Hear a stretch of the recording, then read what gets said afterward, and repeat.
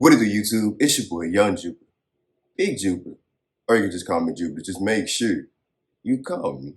Before we get into this video, if you're new to the channel, hit the subscribe button. That's all I ask.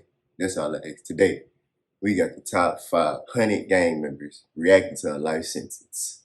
Now, I guess when they mean they was hunted, that they was on, that they had to be on the run, and they was getting looked for.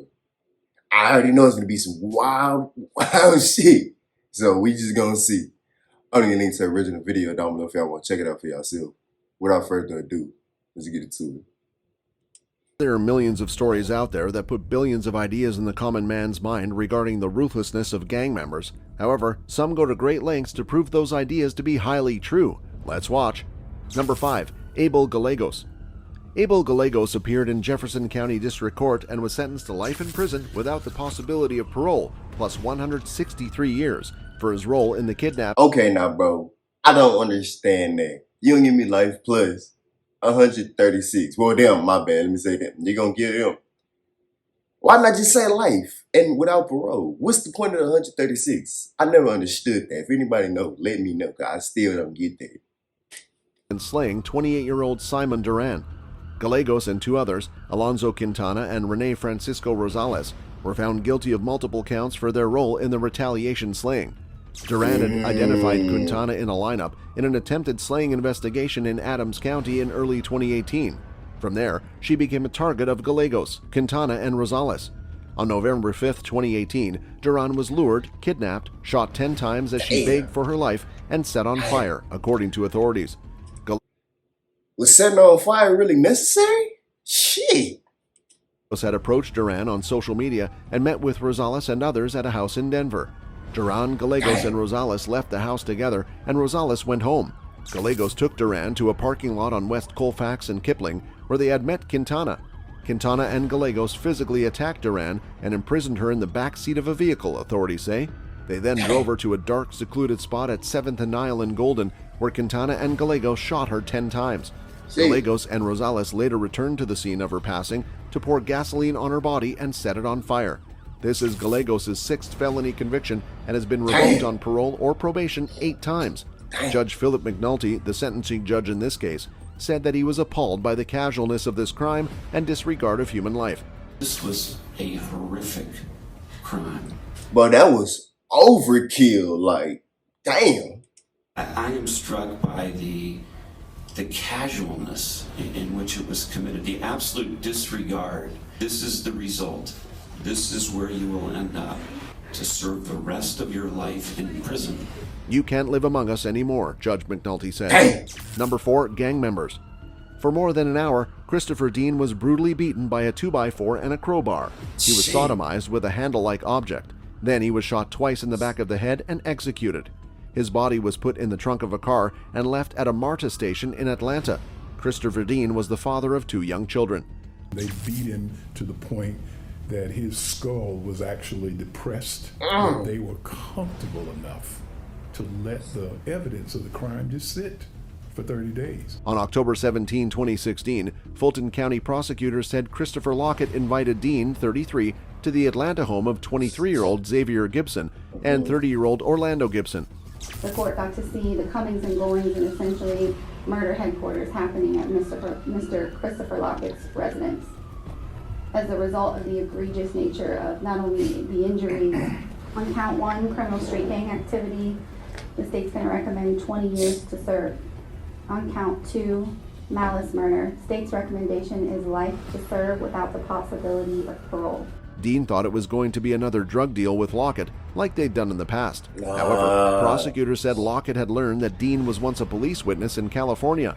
Lockett and other alleged members of the Gangster Disciples devised a plan to torture and end Dean to make an example out of him and to show other gang members that working as a police witness would not be tolerated, prosecutors said. Chris was getting his life on the right track. It was so very hard for me to tell a 5-year-old his daddy would never come home. In my opinion, this slaying represents the most horrific attack in our county in recent history, Fulton County District Attorney Paul Howard said. More than 2 years later, a jury convicted Lockett, Gibson, 23, Cortez Clark, 21, Rooks, and Green for slaying felon. Damn, they ain't even. But younger than 25. Shit. Participation in criminal street gang activity, and other related felonies. Stating the facts of the case were horrific, Fulton County Superior Court Judge Gail S. Tuzan sentenced all 5 of the defendants to life in prison. And to have your offspring leave the world. And then the thing is though, bro, your life ain't even really started yet. Now you gotta spend the rest of it in jail. Damn. You gonna be in there sick. I don't know how some people could do it. I don't know. I'm trying to escape every day. What you do is a pretty sobering experience under any circumstances. I believe that completes what, yes, you can give that to Mr. Lockett. That completes the court sentencing in this case. Lockett was sentenced to life in prison without the possibility of parole. Clark was sentenced to 2 consecutive life sentences plus 5 years. Green was sentenced to life in prison plus 3 years. Rooks and Gibson were each sentenced to life in prison. Number 3, Carpio brothers. 2 teen brothers were sentenced for their role in the 2013 fatal knifing of a student on the campus of Cleveland High School in Reseda. Anthony Carpio, 18, was sentenced to 16 years to life, and Michael Stephen Carpio, 20, was sentenced to 15 years to life. Los Angeles County Deputy District Attorney Scott Marcus said. Both Carpios were members of a street gang. They were each found guilty October 31 of 1 count of second degree against victim, 18-year-old Kevin Orellana, who was not a gang member. The Carpio brothers sat expressionless in the Van Nuys courtroom when Judge Martin Herskovitz pronounced sentence. Before sentencing, Marcus read a victim impact statement prepared by Orellana's family. As a parent, we plan to dance at their wedding, celebrate a promotion, look forward to possible grandchildren. The last thought we would ever have is that we will have to plan their funeral. The 2 brothers will not be eligible for parole until at least 2028. Number 2, Gang of 3. But that's not far around. That's right around the corner. There really ain't no time. I should have gave them more than that, but I'm gonna be honest. Come on now. After 2 days of deliberations, a jury found 3 men guilty of the slaying of the owner of a Clinton Township party store. Kenneth Hill, 27, and Jomar Robinson, 26, both of Clinton Township, and Darius Diaz Gaskin, 25, of Detroit, were tried together in Macomb Circuit Court and found guilty of first-degree armed robbery, felony firearm possession, and conspiracy to commit armed robbery. To the killers who murdered my brother in cold blood, I say this to you. You're an absolute disgrace to the human race. I hope that while you spent the rest of your life in prison, you actually reflect on the awful decisions you've made in your life. You have the blood of a loving father, husband, son, and brother on your hands. Hill, Robinson, and Diaz Gaskin all face life in prison without parole if found guilty. A 4th man, Clinton Grayson, 26, of Detroit, was sentenced earlier to life in prison without parole on first-degree felony slaying and other charges. According to the store's videotape, during the 1-minute 44-second attack, Diaz, Gaskin, Robinson, and Grayson entered the Moonlight Party Store on Harper around 11 p.m. March 28, 2014. Owner Basim Sulaka stood up and in less than 20 seconds was shot in the back with Diaz Gaskin's 9mm handgun. Vivian Sulaka... Why did it turn into a murder though? Like, why wasn't it just a robbery? I don't know. Sulaka's sister said he was a peaceful man who didn't keep a gun at his store, nor did he install thick plexiglass.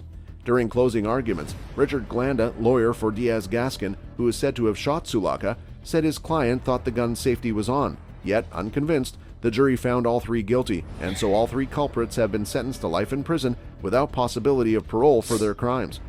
What more could you possibly want to take from this family, yet insult them and threaten them and say, this ain't over yet?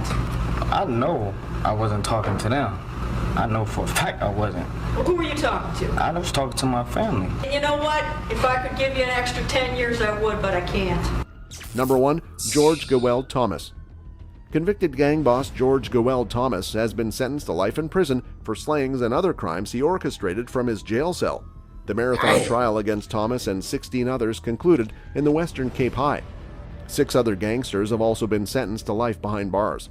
All the convicts were tried under the Prevention of Organized Crime Act for crimes committed between 2006 and 2010, ranging from slaying to conspiracy to commit Ain't that just like a RICO, really? That's what it sounds like. And racketeering. Yo. Thomas will serve 7 life sentences concurrently for the crimes he masterminded between 2006 and 2010. Judge Chantel Fortuin says Thomas and 16 henchmen showed no remorse deliberately and willingly carrying out hits to instill fear in the community. My whole life shaped the person that I am today. I'm gonna be brutally honest. I'm not saying I regret it but what I know for a fact, if I could have changed some things, I wouldn't be here where I'm now. The National Prosecuting Authority has welcomed the sentence, saying it's a victory in the war on organized crime. Meanwhile, Correctional Services has launched an investigation into how they've been going after organized crime people for a minute now, for real. They trying to catch everybody they can. You better not even say the word gang or organization. They coming after you.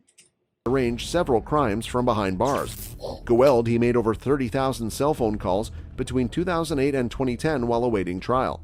Thomas systematically planned the slayings of several people, including potential state witnesses, while he was an awaiting trial prisoner at 5 different facilities. Bro, how do y'all be getting these state witnesses though, bro? They are supposed to be protecting these people. Y'all are horrible at protecting these people for real. The court heard how Thomas had turned the prisons into his personal headquarters and terrorized correctional service officials. During the trial, the convicted gang boss claimed he only attacked prison warders in retaliation after they hurt him. But it was crazy. He was the only older one. Everybody else was in a younger. They was like between 18 and like 24. That's crazy. Fortuin said it was this brutal nature she considered when she handed down the life sentences. That's all for this video, folks. See you another time.